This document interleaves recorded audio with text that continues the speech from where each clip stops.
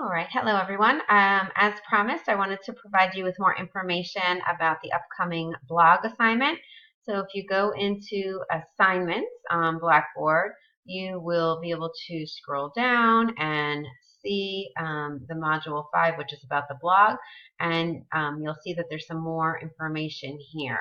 So what I'd like to do is, and I'll post this video in this section as well as the document that I'm going to share with you in a moment. So you'll see that by the time you watch this video. So what I want to do with you is walk you through the process. So I outlined kind of the assignment, keeping in mind what the purpose of the assignment is. So, as you know, this course has been heavily focusing on public scholarship, and being able to write concisely for a wide audience is really an important part of what we need to do as scholarly practitioners. So your task is to write a blog of up to 2,000 words on your problem of practice. I'm asking for you to include at least one image and at least one chart, table, or infographic. Before beginning this task, I want you to review all of the resources. So let me just highlight those to you. As you know, Matt Reed is doing a webinar for us tonight, so you'll get to see him live and in person. But here is a link to a blog about why he blogs. And it's also a really great idea to just check out. He's got a lot of different blogs on this site, and you can just Google blogs for whatever topic you're interested in to see how different authors utilize this tool for this purpose. Okay, so the other resources here are about writing blogs in general. So I definitely want you to go and check those out. There are websites, they're not very long, so it shouldn't be a very time-consuming task for you to do that. And you'll see in a moment that I'm going to walk you through some of those resources. So if we go back over to our document here, you'll see that what I'm going to ask you to do as a kind of prep stage of working your blog is to take all of the information that you have from your empathy interviews and your annotated bibliographies and put it together in what's called a synthesis matrix. So the way that this works is you will list your empathy interviews, and when you're doing this, you do not need to name the person. You can just write interview 1 and then indicate their role. Was it a student, a faculty member, an administrator? I think that would be fine. And for the author, for the article, you can list the author and maybe a couple of words describing the title of the article, so it'll just make it a little easier for you to go back and refer to. And then what you'll do is you'll identify themes that emerged. And this is a simplified matrix, but your matrix will probably be longer than this. And whatever, like let's just say one of your themes is addressed by interview 1, then interview 1 in that box right here, you would be typing in what that person said about that theme. But maybe interview 2 didn't mention that at all, and that cell would just be empty. So it's not like you're going to fill up all of these cells, but instead you're looking at your interviews and your annotated bibliographies for kind of the key takeaways from those conversations and research studies, and then you're looking to see what themes emerge. So let me show you. I actually created a sample matrix for you, and I did this on the resources that you're going to be reading about blogging. So as you know, I posted 3 different website articles for you to read, and I also posted the one blog by Matt Reed about why he blogs. So here's how I did it. I went to the first article, and I started to look for what were some of the main points that they were making.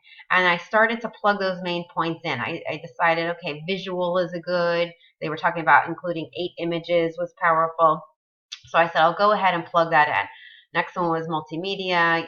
They said you should avoid that. Let me just fix this real quick like this, make it a little easier. Then Kagan also had some recommendations about headlines and what that should look like. Content. So you can see as I went along, I just started to plug all of those in. And the first thing that I did is I just really used the first article and put the content in. Then I went to the next article, and as I went to this article, I looked for the main themes. Now you're going to notice that there are some that are empty. So, this article did not speak about the same issues, but you'll see that there was some overlap. So they also talked about the headline and what that needs to look like. They talked a little bit about the content, length, things of that nature. And you'll see here now they talked about something that the first one didn't. So I added some additional themes like citing sources, types of blogs. So some of these, you'll see the first article doesn't have any. So these were added because the second, third, or fourth article had those themes. So Excel can be a great tool to use because it gets a little unwieldy, as you're starting to work on this. Now, after you do this task, so now I have all kind of my key takeaways visually mapped out here. I can easily go back and see, wow, it really looks like almost everybody's got something to say about headlines. That's going to be something I want to talk about. Let's say I'm writing a blog about blogging. Then, writing an effective headline would probably be something that I would want to do. When I look over here at multimedia, only the first article really talked about how you want to avoid videos and things of that nature. I just, for me, that's not a key takeaway, so I'm probably just not going to pay attention to that column because you can't do everything in your blog. So the value of the synthesis matrix tool is that you'll visually kind of see what are the ones that are really important. So it's going to be, and it might be, that they all talk about it, or, in this particular instance, purpose, I really think this was pretty important, even though not every article mentioned it. Maybe I want to also draw my attention to that. So I want you to create this synthesis matrix. It does not need to be like you could see here. It shouldn't be paragraphs. You're not writing, big, long, drawn out, research. You already have that summarized in your annotated bibliographies and your interview summaries. So here you're basically going to be writing, a couple of phrases. You're not going to, it doesn't have to be in paragraph form, doesn't have to be in sentence form. It's basically you want to be able to see who talked about this. And then that way you'll identify what some of your themes are. And as you'll see, some of the content is, you're supposed to, this particular resource said, make sure you don't have too many. So kind of around 3, talks about number of headings that you might have to organize it. As you visually map out your empathy interviews and annotated bibliographies, I think the themes will start to emerge. And next semester in the educational research course, we're going to talk more extensively about qualitative approaches to identifying themes. But for the purpose of the blog, I just want you to kind of just do this pretty informally, mapping it out. Okay, so if we go back over to the blog assignment, so you'll be, creating that, and that will really be, I think, a useful tool for you. So after you do that and you identify your primary themes, then it's time for you to start working on the blog itself. So again, keeping in mind that the purpose of your blog is going to be to inform others about your problem of practice. So you've just done this deep dive at looking at some literature and looking at what the practitioners in the field are saying, and now you're going to take that and package it for a wider audience. You're going to need to identify some visual tools that are going to effectively help you communicate your message. So I'm asking you to find at least one image and at least one graphic, such as a table, chart, infographic if you want to get fancy. I'll just show you how to do that in case you're not familiar. If you go to the insert in Word, all you need to do is you can go to online pictures. And when you go there, you can search. I think I have mine set up already to do Creative Commons only.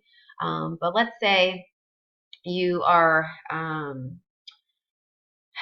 tapping into something and you want to, look for an image. You can just type in whatever content here. So let's just say you're doing African American male college student. Excuse me. So you can grab an image if you want. The other thing that you're going to want to do is sometimes, I'm going to show you in a moment how you can do bar charts and pie charts and things of that nature. But sometimes you won't be able to do that depending on what your data is talking about. So for instance, maybe you want, for example, the one that I shared with you, Martine's example of, trying to get students to do 15 credits instead of 12 credits. You might want something that just says we need to increase the number of credits. And as you do that, you might want to look to see, is there any of these, images that might help me convey that? Or maybe I even want to just kind of put an image with the number 15 to kind of draw attention. and there'll be some options there as well. So you can use pictures, in that way. The other way that you can do that is through adding a chart.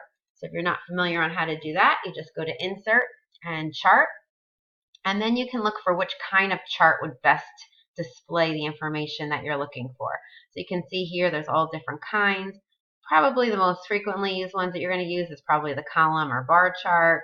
I kind of like the column versus the horizontal one, pie chart, but it depends on what you're showing. So if you have, perhaps there's one of your articles that really draws on like this amazing study that talks about how this group of students versus that group of students, maybe who had an intervention, if we use the 15 credit one example, if there was an article that talked about how students who took 15 credits were much more likely to graduate, you might want to use a bar graph to illustrate what those graduation rates were. So maybe I'll just show you how to plug this in, and I'm just making data up for the sake of this activity.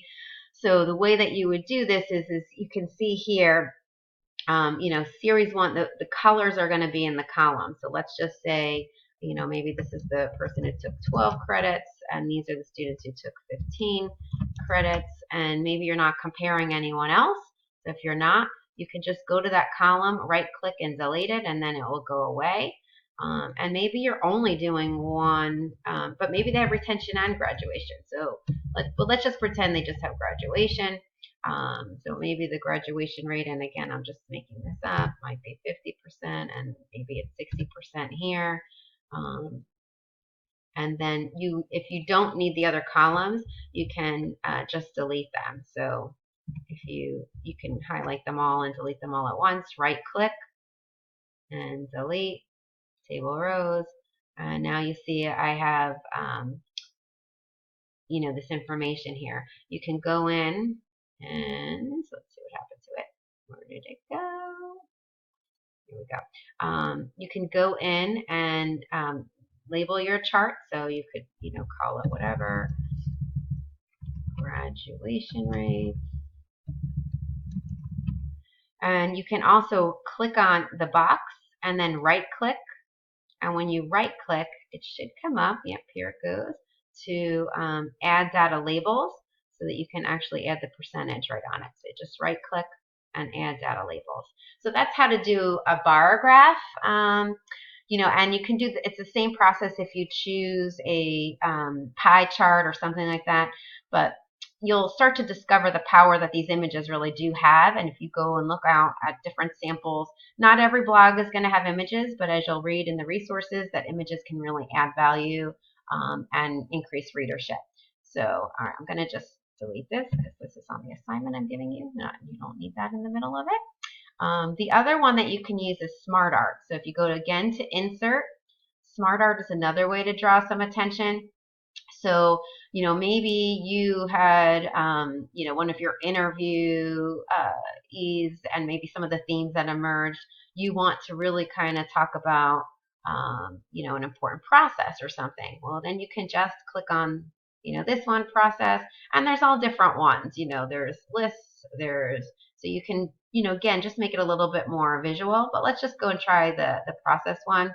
So if we click on this, you can see here it immediately shows up, and you can just add whatever you think step one is, and then step two, we go here, and let's just say that's all there is. You just delete this then. But if there's 4 steps, then you could go just hit enter, and another one would show up, and another one would show up. So you can go back, and you can think about how I can communicate a process maybe. So, maybe you are kind of one of the messages that you're talking about is, kind of an if this happens, then that will happen. You might be able to communicate that with a SmartArt tool if a chart or other graphic tool may not work. So you could, say the impact of, whatever is on this, kind of demonstrating that. So again, that was under Insert, and that is SmartArt. There's lots of different ones. You can change the colors of these by right-clicking. Actually, I'm sorry, not right-clicking. You can Let me get out of here a minute. If you just click on, oh Lord, oops, too crazy. If you click on the color, you should be able to go to format up on the top, and that's where you can change the color. So maybe I want to change it to orange, so you can add some visual appeal just by using some of those insert options. Okay. All right, so let's go back. So now we're back over here. So those, you're going to determine the visual tools. You're going to figure out your layout, and you want to communicate that. So I'm going to put the video link right here so you can watch it again. Now, in terms of being evaluated, you are going to be engaged in a critique with a partner, so that you're going to be providing feedback. And some of the questions that you're going to be answering are the same ones I'm going to be considering when I grade it. So the first part is a shared part. You and I, as a peer critique person and as the professor of the class, are both going to be considering these questions when I'm deciding, kind of like how well you did the blog and whether it met the learning objectives. So when you look at this, you're going to be able to answer all those questions for your partner, and I'll be asking you these questions as well. And then as a peer critiquer, you're going to also ask these additional 5 questions. So you're going to answer those. So your job as a peer critiquer, I should say, is to answer all 15 of these questions, and then for you and your partner to meet and discuss it so that they fully understand it. So your final grade is based on a few parts. I'm not grading this project until you submit the final product. So you are going to submit your synthesis matrix and your blog to your partner on the part 1 day of this assignment, which if I just go back here, make sure I got the date right. So on the 25th, you need to submit you have to share it, and you can just share this with your partner via email or whatever. I don't care how you're sharing it. It does not need to be submitted formally as an assignment. They won't actually be able to see it that way. So make sure you're emailing it and sharing it with your partner, however you want to do that. And then on December 5th is when the blog critique is due. So that's when you're going to be writing up that entire, analysis of all these questions here, which come from that other document as well. And then you'll take that feedback and you will revise your blog if necessary. And in addition, you'll write up a brief reflection on the feedback that you received. So if we go back over to the assignment, you're getting evaluated mostly on your blog itself, but 2 other pieces of it is how effectively did you provide your partner with feedback, and how did you engage in the self-reflection process about the feedback that you received to improve and enhance your blog. So these are questions for me as well. So these questions, I'll just bold them. And these up here are the ones that I'm using to grade you. Okay. And then, as I said before, these 15 questions here are the ones that you're using to do the peer feedback. So I hope this helps provide you with a good overview of what my expectations are for this project and why we're engaged in this project. If you have any other questions, you could always come and reach out to me, text or email, and we'll hopefully get you on the right page. But I'm looking forward to it, and I hope you enjoy this project.